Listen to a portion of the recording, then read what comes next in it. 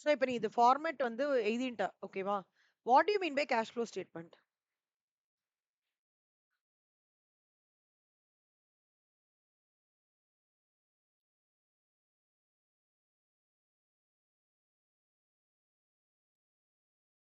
Cash out flow, cash out inflow.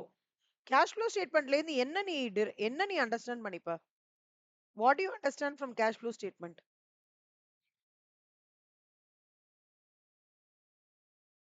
சும்மா ஒரு ஐடியாவா சொல்லுடா. இங்க வந்து நம்ம காம்படிஷன்லாம் ஒண்ணும் இல்ல. அவார்ட்லாம் இங்க குடுக்க போறதில்ல. என்ன what comes to your mind? Cash flow statement கேட்டாலே உனக்கு என்ன தோன்றது? அவ்வளவுதான். Subtract addition. நெட் ப்ராஃபிட் வேற வேற இவ்வளவு இந்த விஷயம்லாம் தோன்றது. கரெக்ட்டா? வேற ஏதாவது தோன்றதா?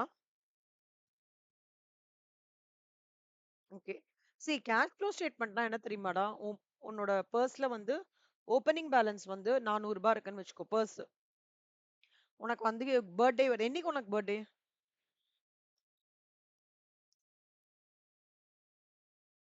September 6th. ஓகே. சூப்பர்ரா.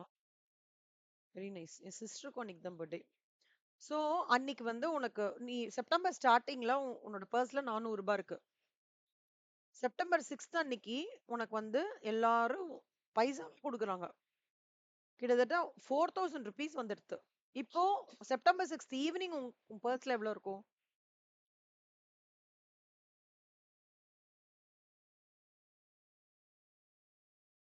இப்ப கேக்குதா என் வாய்ஸ்? செப்டம்பர் ஸ்டார்டிங்ல ரூ. 400 வச்சிருக்க உன் பர்ஸ்ல. ஓகே. 6th அன்னைக்கு எல்லாரும் உனக்கு கேஷா குடுக்குறாங்க கிஃப்ட்டா. 4000 ருபீஸ் வரைக்கும் குடுக்குறாங்க. உன்னோட பர்ஸ்ல இப்ப எவ்வளவு இருக்கும்?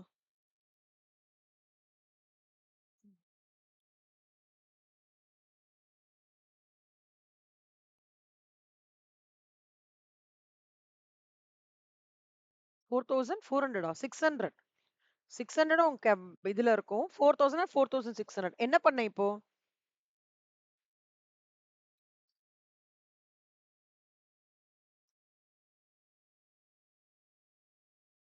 இப்ப என்ன எக்ஸாக்ட்டா பண்ணின? What is the calculation you did to arrive at 4600? 4000 400 இல்ல செல்லமா. 600 இருந்தது ஓப்பனிங் பேலன்ஸ். தட் இஸ் உன் பர்ஸ்ல. சோ 600 என் வாய்ஸ் கேட்கலையாடா? ம். 600 பிளஸ் 4000 எவ்வளோ? 4600 கரெக்ட்டா? நீ அடுத்த நாள் வந்து உன் மதருக்கு பர்த்டே. நீ போய் ஒரு கிஃப்ட் வாங்குற. 1000 ருபீஸ்க்கு ஒரு கிஃப்ட் வாங்குற. இப்ப உன் பர்ஸ்ல எவ்வளோ இருக்கும்?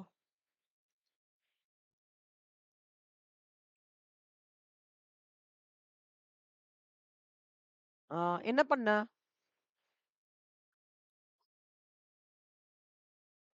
அப்போ என்ன பண்ண? 4600லேருந்து 1000 மைனஸ் பண்ணனால 3600 வருது. கரெக்ட்டா? அப்பனா உன்கிட்ட கேஷ் வந்ததுன்னா அத ஆட் பண்ற. உன்ன விட்டு கேஷ் வெளியில போச்சுன்னா மைனஸ் பண்ற. கரெக்ட்டா? இந்த லாஜிக் புரியுதா? சோ கேஷ் இன்ஃப்ளோனா என்ன? உள்ள வருது. Cash is coming in. Cash அவுட்ஃப்ளோனா என்ன?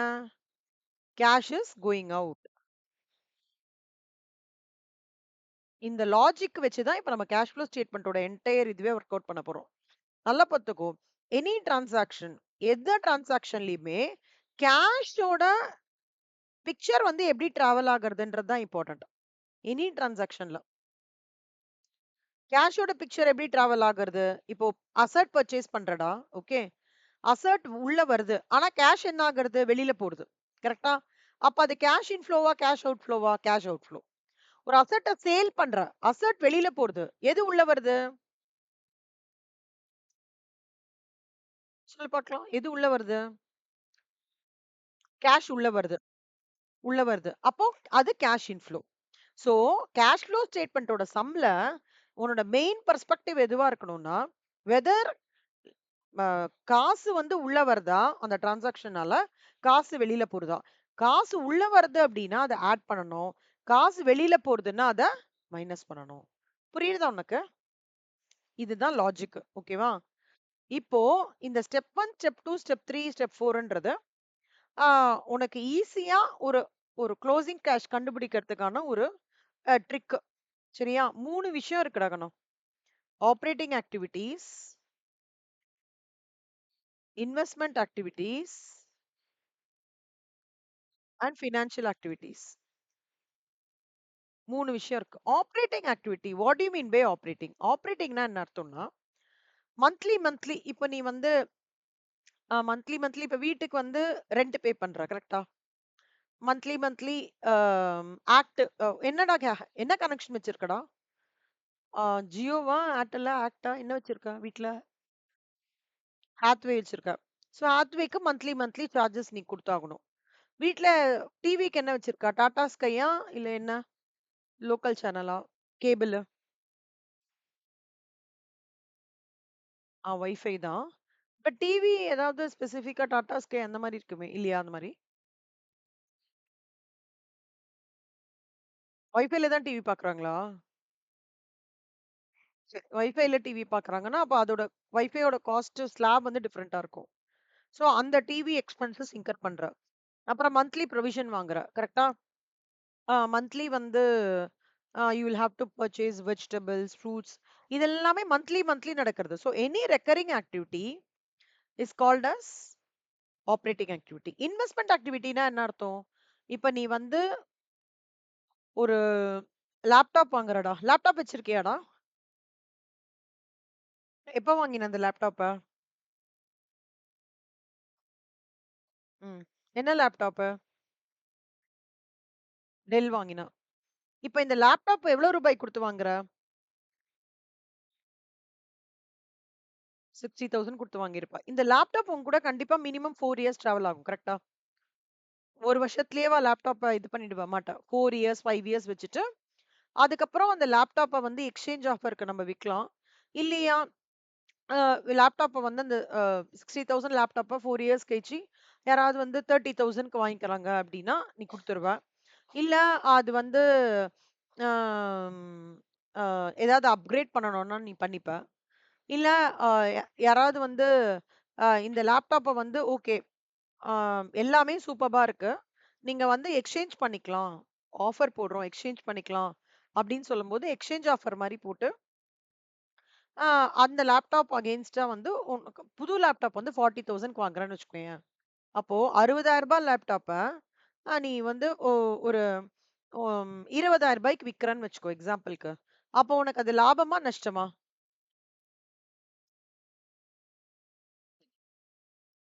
லாஸ் தான். சூப்பர். இப்ப நீ ரூ. 60,000 லேப்டாப்ப ரூ. 70,000க்கு விக்கிறன்னு வச்சுக்கோ செல்லமா. அப்போ ரூ. 60,000 லேப்டாப் வாங்கும்போது, கேஷ் உள்ள போயிருக்கா? வெளியில போயிருக்கா? கேஷ் வெளியில போயிருக்கு. அப்போ பர்ச்சேஸ் ஆஃப் லேப்டாப்ன்றது கேஷ் அவுட்ஃப்ளோ. புரியுதாடா? இப்ப இதுவே இந்த லேப்டாப்ப நீ சேல் பண்ணும்போது, கேஷ் இன்ஃப்ளோ. புரியுதா கண்ணா? இப்போ ஏதாவது ஒரு ரெண்ட் பே பண்ற, ஆம் ஆக்ட் பில் பே பண்ற, இல்ல இன்சூரன்ஸ் பே பண்ற, இல்ல அட்மின் எக்ஸ்பென்சஸ் ஏதாவது பே பண்றன்னா, பேமெண்ட் ஆஃப் எக்ஸ்பென்சஸ் எல்லாம் என்ன ஆகுறது? Cash outflow.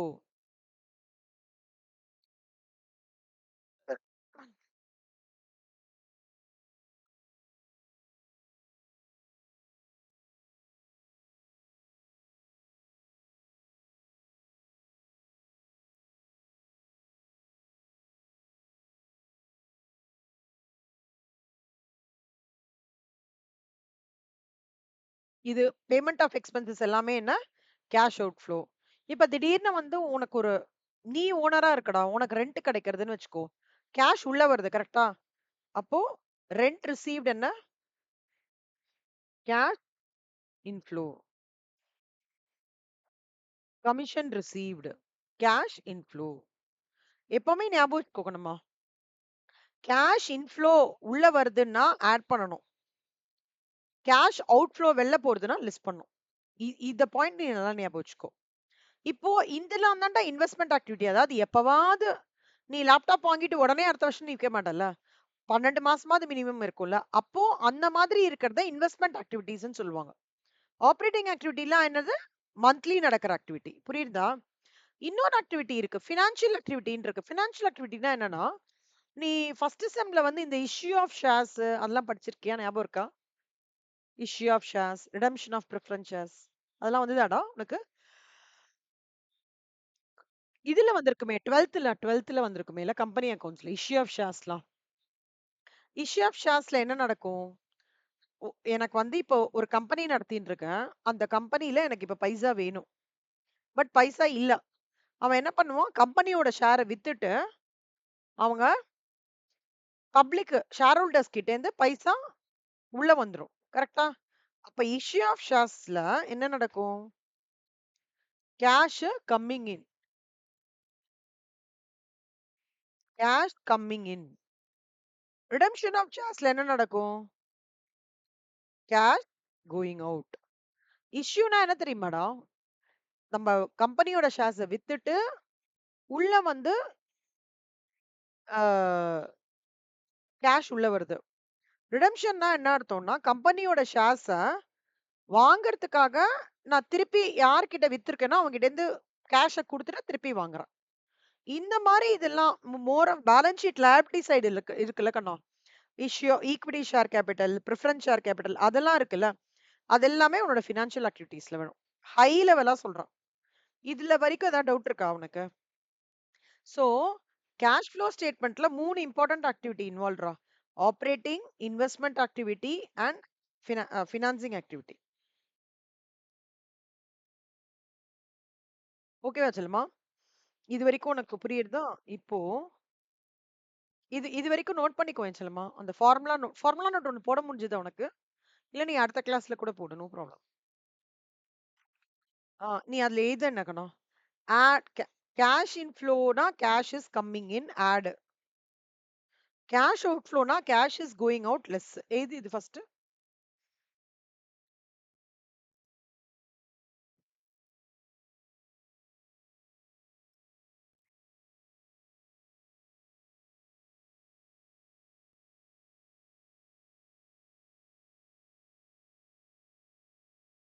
என்னம்மா? கேஷ் இன்ஃப்ளோ ஏய் ஷேர் பண்றேனா இல்லையா நானு? ஏய் சாரிடா, சாரிடா. ஷேரே பண்ணல.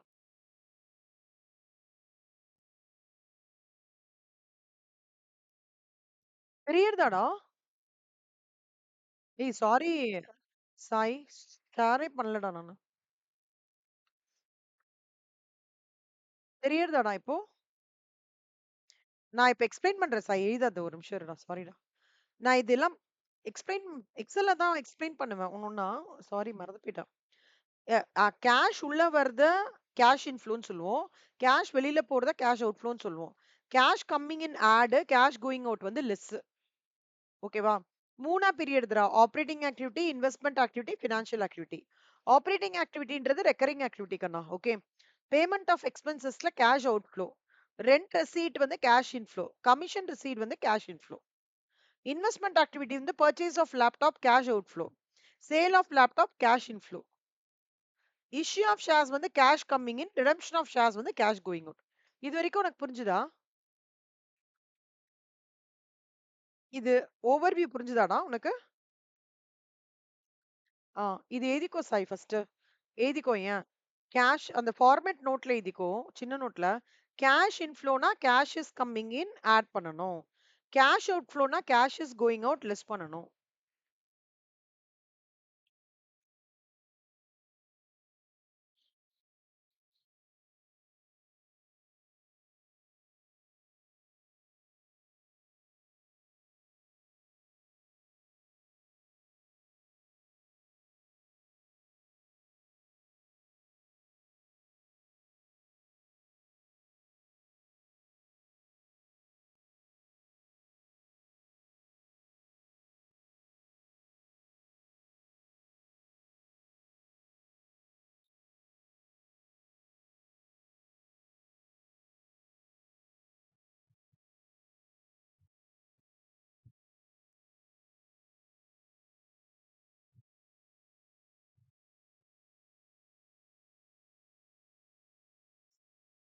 Good.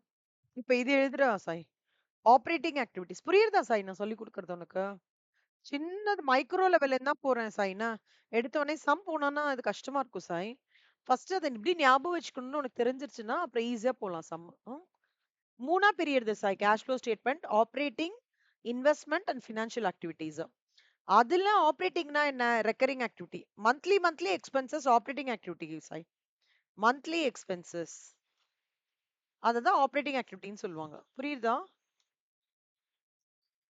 So payment of expenses cash out flow, rent receipt cash inflow, commission receipt வந்து கேஷ் இன்ஃப்ளோ.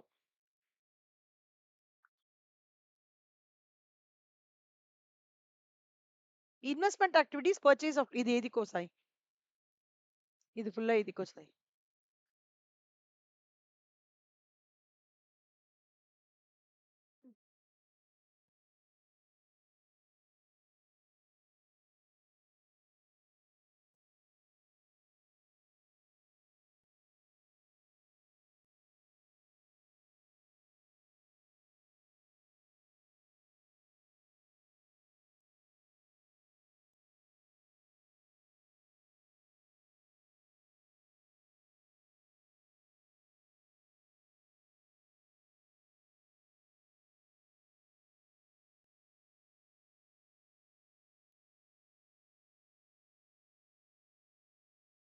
எழுதிட்டேன்னா சொல்லு சாய்.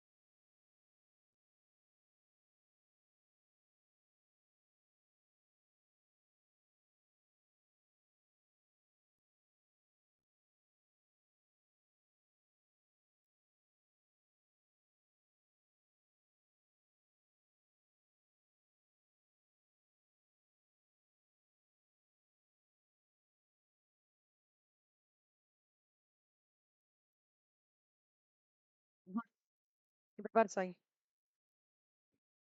நம்ம சம் போலாமா சாய்? ஒரு குட்டி சம் போலாம். சாய் சம்ஸ் எதுல இருந்து ஆரம்பிச்சிருக்காங்கன்னு எனக்கு அமுச்சு விடுறியா Sai?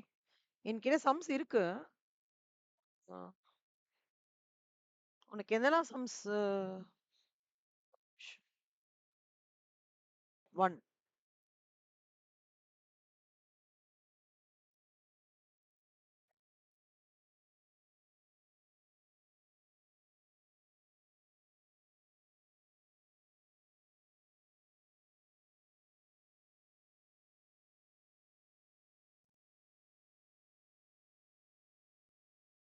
Operating profit before working capital changes.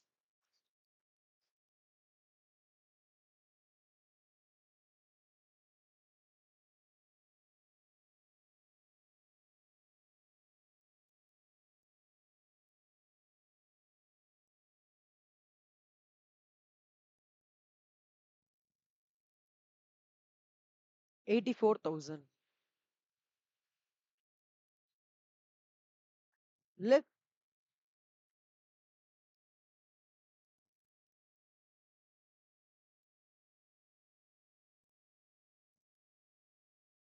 step number 2. Changes in working capital. Changes in working capital என்ன அர்த்தம் தெரியுமா சாய்? கரண்ட் அசட்டையும் கரண்ட் லயபிலிட்டியும் மைனஸ் பண்ணி உனக்கு ஒரு அமௌண்ட் வரும். அதான் சார் இதோட டிஃபரன்ஸ். ஓகேவா? இப்போ அதுதான் நம்ம ஒர்க் பண்ண போறோம். Particulars, opening, closing. Impact. Cash இன்ஃப்ளோவா, கேஷ் அவுட்ஃப்ளோவா, ஆடா, லெஸ்ஸா? அவ்வளவுதான் சாய். இப்போ ட்ரேட் கிரெடிட்டார்ஸ். சார் இந்த இந்த சம் நான் உனக்கு குரூப்ல போடுறேன் சார் பாரு.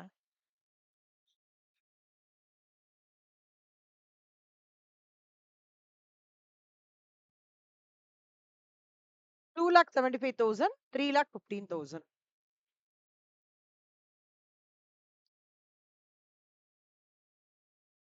இந்த மாதிரி எழுதிக்கணும் Sai. Current asset, current liability. ஓகேவா சாய்?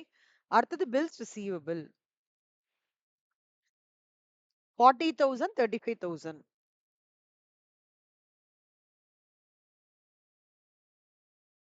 அப்புறம் bills payable 27,000, 31,000.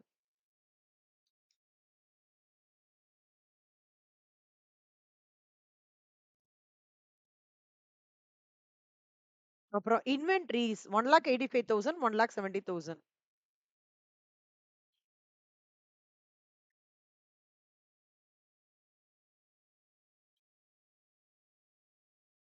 Short term investments. Sai புரியுதா சாய்? புரியுதா கண்ணா? ஆ. ஒண்ணும் இல்ல சாய். கரண்ட் அசெட்ஸ் எதுவும், கரண்ட் லையாபிலிட்டி எதுவோ அப்படியே பிரிச்சு எழுதிக்கிறோம். வேற எதுவும் இல்ல. அப்புறம் அவுட்ஸ்டாண்டிங் எக்ஸ்பென்சஸ் கரண்ட் லையாபிலிட்டி. சாய் இந்த கொஸ்டின் ரெகுலரா கேக்குறாங்க சாய். இந்த மாதிரி பேட்டர்ன் கொஸ்டின். ஓகேவா? நல்ல இம்பார்ட்டன்ட். சரியா? அப்புறம் ப்ரீபெய்ட் எக்ஸ்பென்சஸ்.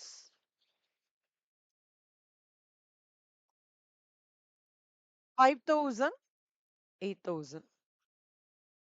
ஓகேவா சாய்? சாய் இப்ப நீ சொல்லு சாய்.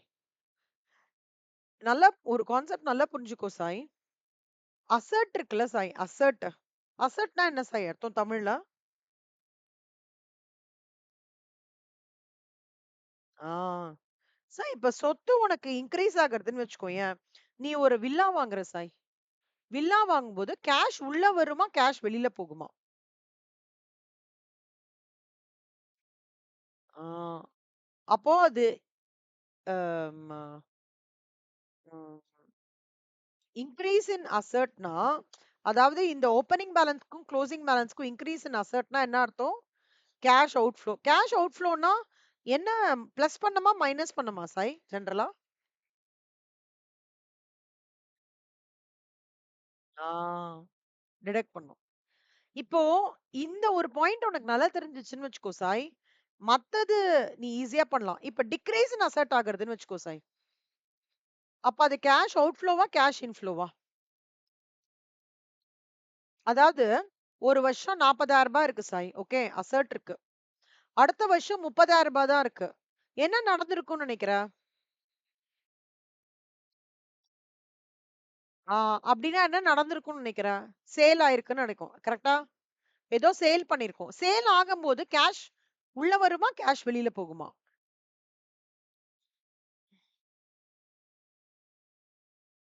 கேஷ் உள்ள வருதுன்னா, அது இன்ஃப்ளோவா? அவுட்ஃப்ளோவா? அப்ப ஆட் பண்ணமா? லெஸ் பண்ணமா? ம். அப்படிதான் பார்க்கணும் சாய். புரியுதா? இப்போ இன்கிரீஸ் இன் லயபிலிட்டி வச்சுக்கோ சாய். அப்படியே உல்டா சாய். இன்கிரீஸ் இன் லயபிலிட்டி நான் ரூ. 10,000 என்னோட பேங்க் லோன் காமிக்கிறேன் சாய். ஓகே. என் பேலன்ஸ் ஷீட்ல. இந்த வருஷத்தோட ஸ்டார்ட்டிங் காமிக்கிறேன். இந்த வருஷத்து எண்டுல ரூ. 30,000 பேங்க் லோன் காமிக்கிறேன்னா, நான் என்ன நடந்திருக்கும் அந்த வருஷத்துல? நான் என்ன பண்ணியிருப்பேன்?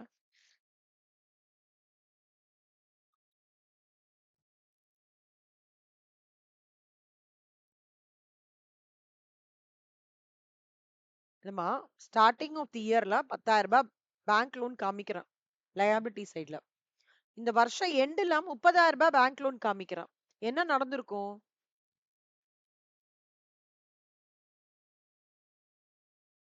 சேல்ஸா? என்ன சொல்லுமா? பேங்க் லோன் அதிகமா காமிக்கிறேன். பேங்க் லோனுக்கும் சேல்ஸ்க்கும் எப்படி கனெக்ட் வரும்? புரியல. என்ன நடந்திருக்கும்? எதனால பேங்க் பேங்க் லோன் ஏதோ ஜாஸ்தி ஆகியிருக்குல்ல. சோ அந்த டைம்ல கேஷ் உள்ள வருது. ஆ இன்ட்ரெஸ்ட் அதிகமா இருக்கும்.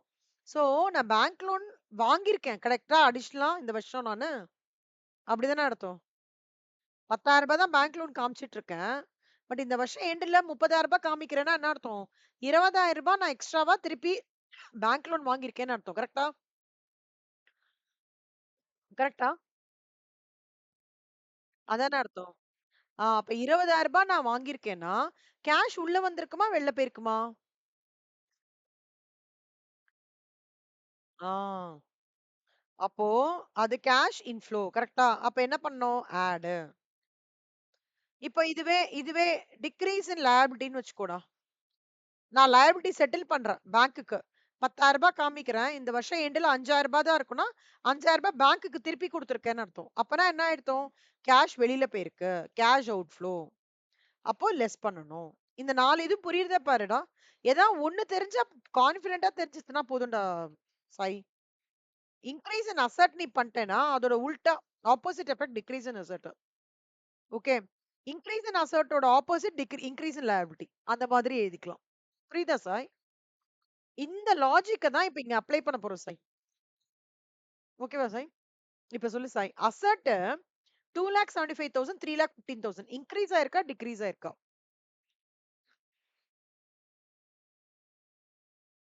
ஆ? இன்கிரீஸ் ஆயிருக்குல்ல? ம். அப்போ நீ சொல்லு இது கேஷ் இன்ஃப்ளோவா? கேஷ் அவுட்ஃப்ளோவா?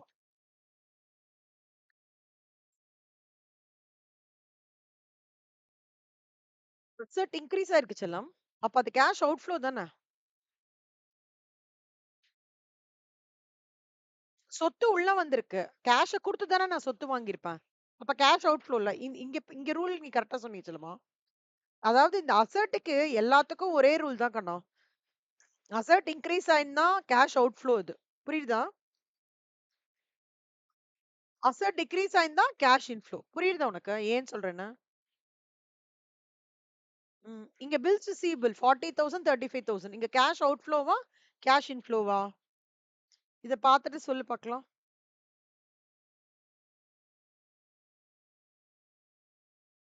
கள்ளக்குட்டி. பில்ஸ் ரிசீவபிள் 40,000 35,000 கம்மியா இருக்குடா. சோ டிக்ரீஸ் இன் அசெட்னா கேஷ் இன்ஃப்ளோ இல்ல?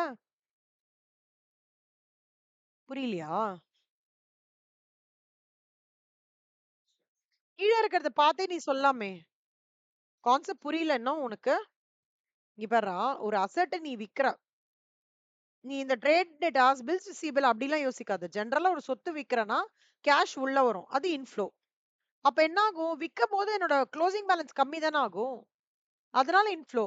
இப்ப குளோசிங் பேலன்ஸ் ஜாஸ்தியா இருக்குன்னா, சொத்து உள்ள வந்திருக்கு. கேஷ் வெளியில போயிருக்கு. So cash outflow. புரியுதா?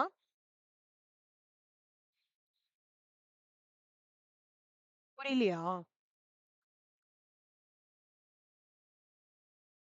அசெட் அ இப்போ trade debtors, bills receivable, inventory, short term, prepaid expenses இந்த ஹெட்டிங்கே விட்டுடு. இந்த ஹெட்டிங்கே இல்ல. ஓகேவா?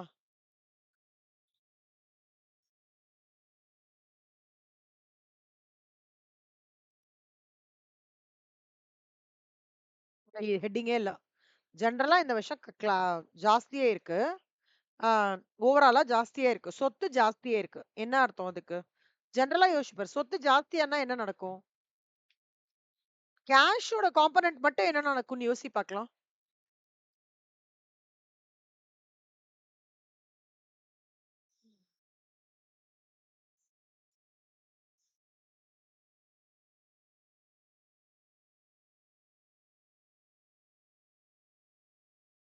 என்னாச்சுடா சாய்? புரியலையே சாய். கஷ்டமா இருக்கா? கஷ்டமா இருக்கு. ஒரு நிமிஷம் இரேன். இப்போ ஒண்ணும் இல்லடா. போன வருஷம் நீ வந்து இப்ப எவ்வளவுடா ட்ரெஸ்ஸஸ் வச்சிருப்ப? ஒரு 20 ட்ரெஸ்ஸஸ் வச்சிருப்பியா? சும்மா ஆவரேஜா? சூப்பர் ட்ரெஸ்ஸஸ்னா 20 ட்ரெஸ்ஸஸ். இந்த வருஷம் ஸ்டார்ட்டிங் 2026 ஸ்டார்ட்டிங்ல 40 ட்ரெஸ்ஸஸ் வச்சிருக்கேன்னு வச்சுக்கோடா. சும்மா ஆவரேஜா சொல்றேன். இந்த வருஷம் எண்டுல 2026 எண்டுல 60 ட்ரெஸ்ஸஸ் வச்சிருக்கடா. ஓகேவா? ட்ரெஸ்ஸஸ்ன்றது உன்னோட அசெட் தானே இல்ல? 60 ட்ரெஸ்ஸஸ் வச்சிருக்க. ஸ்டார்ட்டிங்ல 40 ட்ரெஸ்ஸஸ் வச்சிருக்க. இந்த வருஷம் எவ்வளவு ட்ரெஸ் நியூவா வாங்கியிருக்க அப்போ? 20 ட்ரெஸ்ஸஸ் வாங்கும்போது, அங்க கேஷ் உள்ள போயிருக்கா உள்ள வந்திருக்கா? வெளில போயிருக்கா? இந்த 20 ட்ரெஸ் வாங்கும்போது. ஆ அப்ப அதுக்கு வெளில போறதுக்கு என்ன சொல்லுவ? கேஷ் அவுட்ஃப்ளோனா என்ன பண்ணணும்?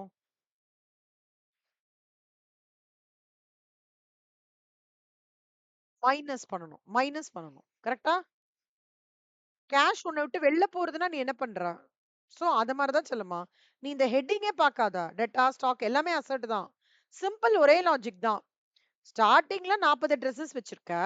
எண்டிங்ல 60 ட்ரெஸ்ஸஸ் வச்சிருக்க. அப்போ உன்னோட ட்ரெஸ் ஜாஸ்தியா இருக்கா?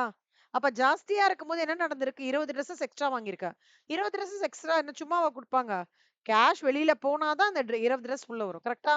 அப்போ என்ன அர்த்தம் இங்க? கேஷோட காம்போனன்ட் மட்டும் எப்படி டிராவல் ஆகுது பார். Cash outflow. அதனால அது லெஸ்.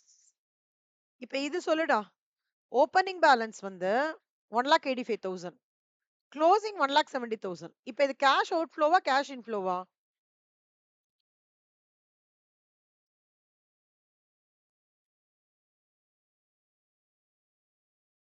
Cash outflow. எப்படி?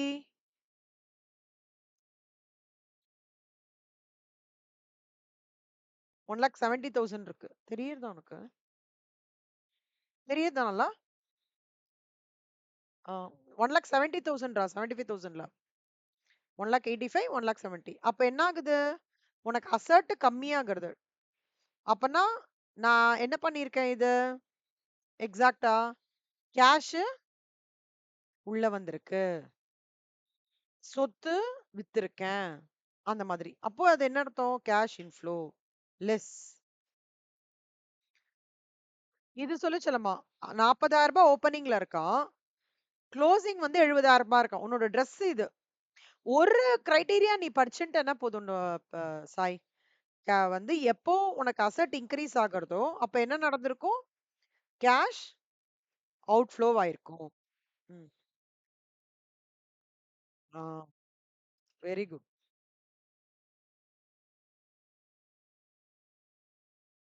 இது சொல்லு செல்லம்மா. 5,000 இன்கிரீஸ் ஆயிருக்கு. க்ளோசிங் 8,000. நீ இது உன்னோட ட்ரெஸ் 5,000 ட்ரெஸ் வச்சிருக்க. எண்ட் ஆஃப் த இயர்ல 8,000 வச்சிருக்க. அப்ப 3,000 ட்ரெஸ் புதுசா வாங்கியிருக்க. அப்ப கேஷ் வெளில போய் தான் காசு குடுத்துட்டு நம்ம ட்ரெஸ் வாங்கியிருக்கோம். அப்போ ரூ. 3,000 என்ன? கேஷ் வெளியில போயிருக்கு. அவுட். சூப்பர். புரிஞ்சுதா சாய்? இப்படிதான் சாய் நம்ம ஒவ்வொரு டிரான்சாக்ஷனும் கேஷ் ஃப்ளோ ஸ்டேட்மெண்ட்ல operating be it an operating activity or an investment activity or your financing activity இப்படிதான் நம்ம அசஸ் பண்ணணும். ஓகேவா சாய்? குட். இப்போ நீ சொல்லு சாய். இப்போ உன்கிட்ட வந்து ரூ. 10 இருக்கு சாய். என்ன? கடன் நீ ஒருத்தருக்கு ரூ. 10 குடுக்கணும் சாய். சரியா? இப்ப நம்ம பார்த்தது எல்லாம் சொத்து சாய். ஓகே. இப்ப நம்ம பார்க்க போறது எல்லாமே லயபிலிட்டி. லயபிலிட்டியும் ட்ரேட் கிரெடிட்டார், அவுட்ஸ்டாண்டிங் அதெல்லாம் வச்சு நீ குழப்பிக்காத. இத வச்சு குழப்பிக்காத. ஜெனரலா நீ நம்பர் வச்சு பேசு. ஓகே. ரூ. 10 இருந்திருக்கு. ஆனா, இந்த வருஷம் எண்டுல உன்னோட கடன் ரூ. 40 இருக்கு. என்ன நடந்திருக்கும் சாய்?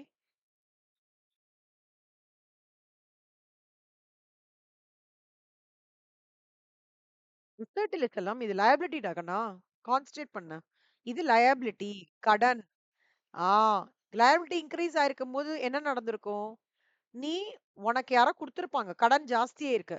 கடன் ஜாஸ்தியா இருக்குன்றது ஒரு விஷயம். கேஷோட டிராவல் எப்படி நடந்திருக்கு? உள்ள வந்திருக்குமா? வெளில போயிருக்குமா? கேஷ் எப்படி டிராவல் பண்ணிருக்கு? கேஷ் உள்ள வந்திருக்கா? வெளில போயிருக்கா? உன்னோட கடன் ஜாஸ்தியா இருக்குன்னா, கேஷ் உள்ள வந்திருக்கா? வெளில போயிருக்கா?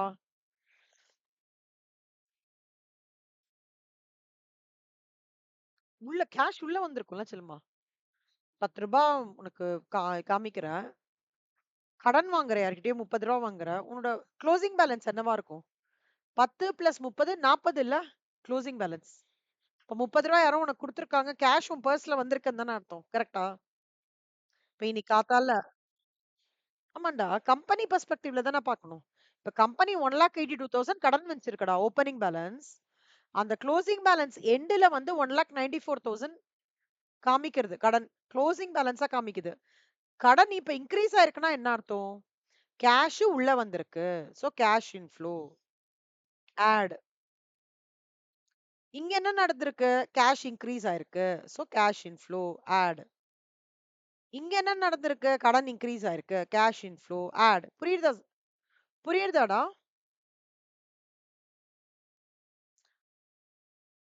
புரிகிறதா? இன்னும் கொஞ்சம் வேகா இருக்கா?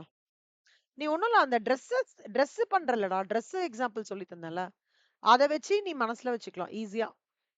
இது எழுதிக்கோ செல்லம்மா. ஃபார்முலா நோட்ல. இன்கிரீஸ் இன் அசெட் அதாவது இது இன்கிரீஸ் இன் அசெட்ன்றது ஓப்பனிங் வெர்சஸ் க்ளோசிங். அப்படி. ஓகேவாம்மா? ஓப்பனிங் வெர்சஸ் க்ளோசிங் அந்த கம்பேரிசன் சொல்றேன்டா. சரியாடா? இன்க்ரீஸ் இன் அசெட் ஓப்பனிங்க்கும் க்ளோசிங்க்கும் அசெட் இன்க்ரீஸ் ஆயிருந்ததுன்னா அது cash outflow minus decrease in asset ஓப்பனிங்க்கும் க்ளோசிங்க்கும் அசெட் டிக்ரீஸ் ஆயிருந்தா அது cash inflow add increase in liability ஓப்பனிங்க்கும் க்ளோசிங்க்கும் டிஃபரன்ஸ் பண்ணும்போது கேஷ் இன்ஃப்ளோவா இருந்து இருக்கும் பட்சத்துல அது ஆடு இது decrease in liability cash outflow less எழுதிக்கோ சொல்லுமா இதுதான் ரொம்ப இம்பார்ட்டன்டான rule for ascertaining your working capital changes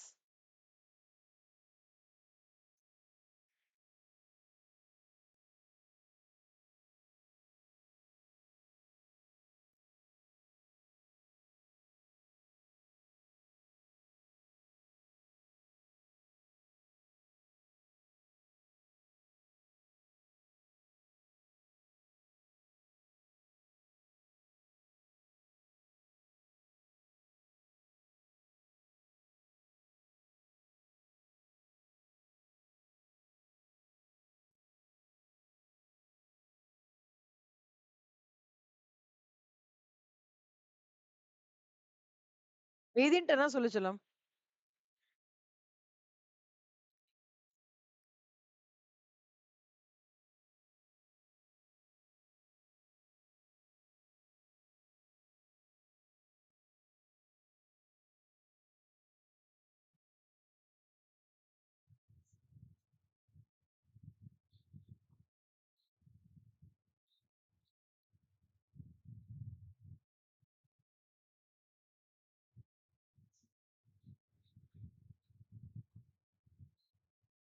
so எழுதிட்டியா செல்லமா இந்த கான்செப்ட் தான் இப்ப இங்க அப்ளை பண்ண போறோம்டா இங்க பாரு இப்ப இது மைனஸா இங்க பாரு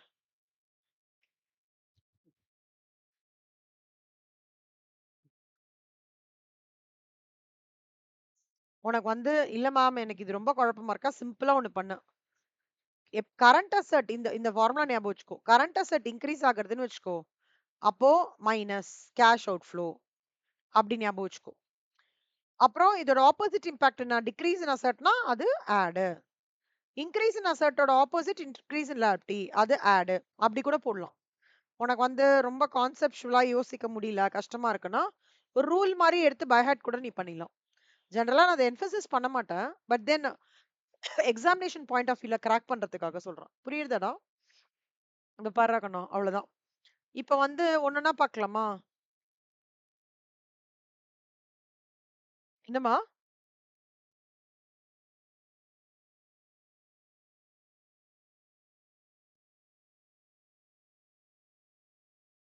நீ உனக்கு புரியும்டா கண்டிப்பா நான் சொல்றேன் உனக்கு கண்டிப்பா புரியும் உனக்கு கண்டிப்பா புரியும் நிதானமா பாரு என்ன உட்காந்துட்டு இப்ப கிளாஸ்ல எடுக்கும் போதே டக்குன்னு புரியறது கஷ்டம் கிளாஸ் எடுக்கும் போதே புரியறது கஷ்டம் நீ யோசி அப்படி உனக்கு கஷ்டமா இருந்தா சொல்லு நான் திருப்பி இந்த கான்செப்ட் எடுக்கிறேன் இப்ப வர சொல்லுமா இவன்ல இருந்து இவனை மைனஸ் பண்ண அவ்வளவுதான் திஸ் மைனஸ் திஸ் இவனை இவனை மைனஸ் பண்ணிக்கோ ஓகேவா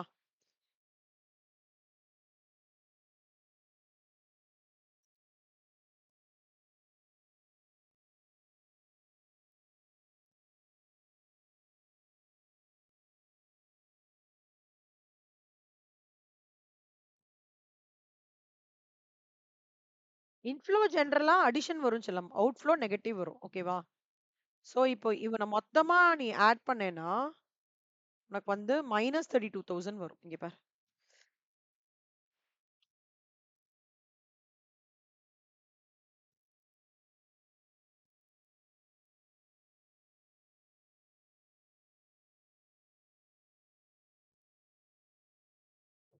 ம். 12,000 பிளஸ்ஸா 40,000 மைனஸா பில்ஸ் பேபிள் 4,000 5,000 நெகட்டிவ்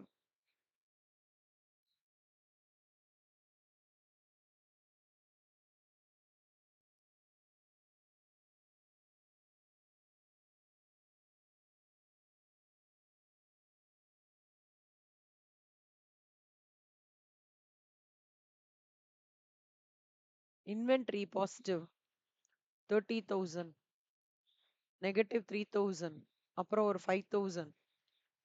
ஸோ இது மொத்தமா இது பண்ணலாம்.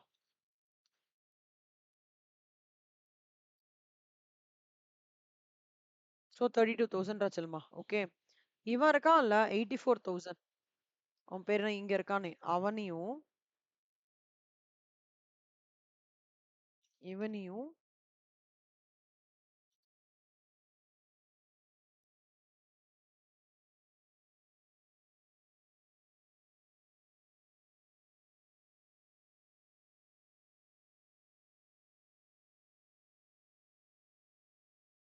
ஃபோர் தௌசண்ட் இல்லை, கரெக்டாக தானே போட்டிருக்கேன்.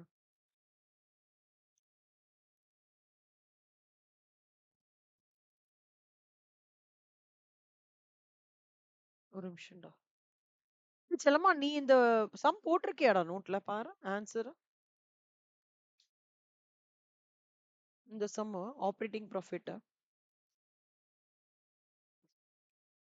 40,000, 30 minus 38,000 minus 43,000 minus 73,000 minus 76,000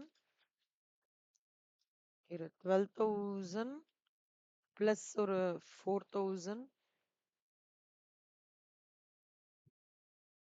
plus 15,000 plus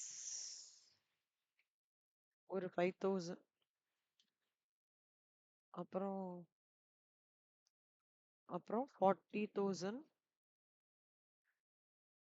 plus ஒரு 5,000 plus ஒரு 30,000 plus ஒரு 3,000 78,000 minus 36,000 42,000.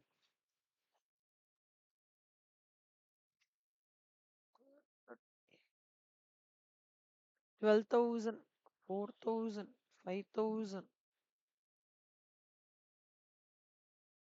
bills இருடா. 12,000 40,000 கரெக்ட். அப்புறம் ஒரு 4,000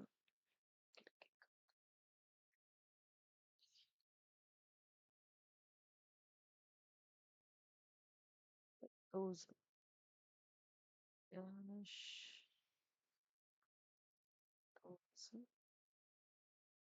15,000 30,000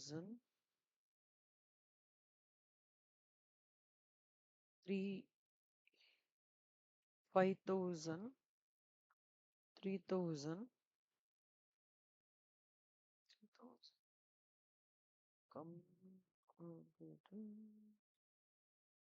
செல்லம்மா, இது கரெக்ட் தான்டா. இந்த இந்த இங்க இது ஏதோ தப்பா இருக்கு. ஓகேவா? இது டோட்டலா 32,000. இதான் கரெக்டான ஆன்சர் செல்லம். ஓகேவா? இந்த 32,000ல நீ என்ன பண்ணணும்னா, இங்க மைனஸ் இருக்குல்ல செல்லம்மா 32,000, அத இந்த 84,000ஓட மைனஸ் பண்ணேன்னா யூ வில் கெட் 52,000. இதுதான் உன்னோட அவன் சம்பள கேட்டிருக்கான்ல, கேஷ் ஃப்ரம் என்ன கேட்டிருக்கான் அவன்? Cash generated from operations. இதான் அதோட ஆன்சர். ஓகேவாடா? நீ அப்புறம் பாருடா, இந்த உன் புக்ல உன் நோட்ல நீ என்ன போட்டிருக்கான்னு பாரு. கேஷ் ஜெனரேட்டட் ஃப்ரம் ஆபரேஷன்ஸ் இதான் கரெக்டான ஆன்சர். ஓகேவாமா? இந்த சம்ம இந்த ஒரு சம் போட்டு பார்த்தேன்னு வச்சுக்கோயேன்டா, சாய் நீ வந்து ஒரு பண்ணிட்டு வச்சலமா, கிட்டத்தட்ட ஒரு 6 to 7 சம்ஸ்ல ஹோல் கேஷ் ஃப்ளோ ஸ்டேட்மெண்ட்ல 50% கவர் பண்றடா ஒர்க்கிங். உனக்கு புரியுதா?